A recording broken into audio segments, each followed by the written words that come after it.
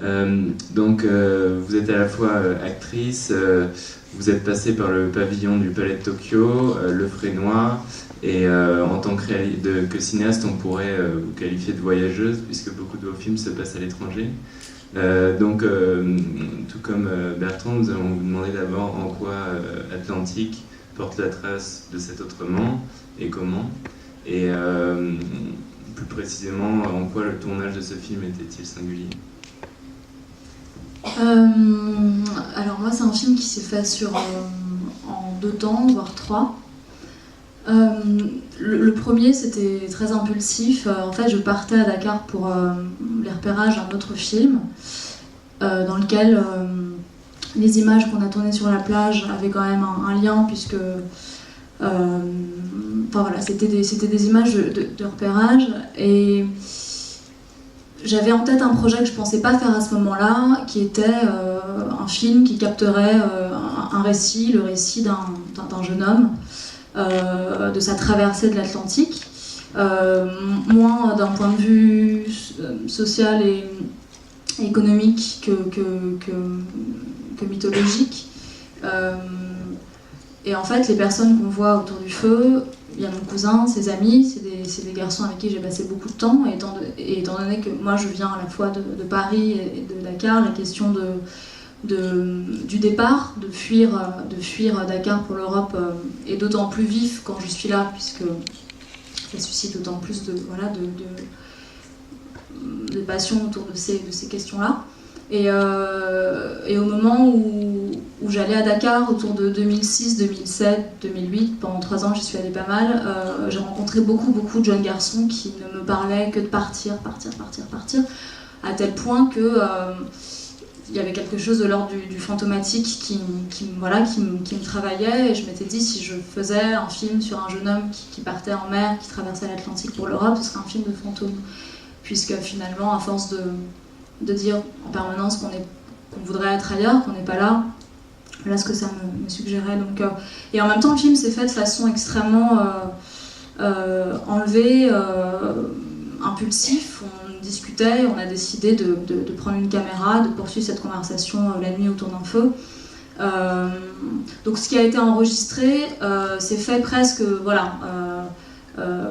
sans volonté d'en faire un film. C'était vraiment un moment d'enregistrement, une captation de la parole. Et moi, vu que je parle pas du tout wolof, je comprends un petit peu, je donnais à mon cousin des directions à Sérine, qui est le personnage principal du film, sur l'orientation que j'aimerais que son récit prenne. Et voilà, ce qui m'intéressait, c'était vraiment c'était la traversée en tant qu'expérience sensorielle et intime, plus que les raisons socio-économiques. Et donc, ça a duré une nuit. On s'arrêtait de temps en temps pour rediriger un peu le récit. Et en rentrant à Paris, j'ai redécouvert en fait toute la matière qui a été traduite par mon père. Et j'ai été assez éblouie par ce que j'ai découvert. Ce que j'ai découvert, c'est ce que je cherchais, c'est-à-dire la dimension épique de ces récits-là. Mais c'est allé encore plus loin. J'ai fait des correspondances avec avec les récits d'Ulysse, avec ceux des premiers explorateurs, avec le radeau de la Méduse, et j'ai eu envie, à partir de ces correspondances, de ces connexions, de pousser plus loin le film, sauf que en retournant, et ce film, pour parler des conditions, je l'ai tourné avec rien, j'avais une caméra, j'ai pris le son, mais parce que c'était possible et que on était vraiment, il y avait un rapport intime et voilà, et c'est ensuite que l'aventure humaine a pris le pas sur ce projet qui à la base n'était pas censé être un film, et j'ai dû me poser une question qui n'arrive pas souvent quand on fait un film, c'est comment continuer à filmer quelqu'un quand il n'est plus là, puisque j'ai appris la disparition du jeune homme qui parle de son voyage. J'ai appris sa mort 10 jours avant de repartir.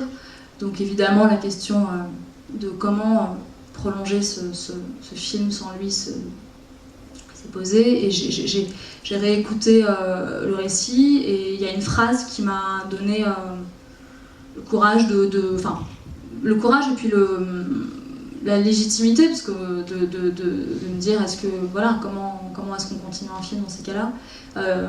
Une phrase qui dit, que Serine dit, qui est de toute façon quand on décide de partir, quand on décide d'affronter l'océan, ce monstre, c'est qu'on est déjà mort. Et cette phrase m'a servi un peu de clé pour continuer le film. Et du coup, je me suis aussi aperçue que Serine, dans le récit comme ça de cette nuit-là, il passait son temps à dire qu'il n'était pas là, qu'il n'était plus là. Et donc c'est devenu une expérience assez troublante. Je suis retournée à Dakar filmer ses amis, se rendre sur les lieux le cimetière qu'on voit. J'ai filmé sa sœur et j'ai filmé ce phare parce que j'avais vraiment besoin d'images assez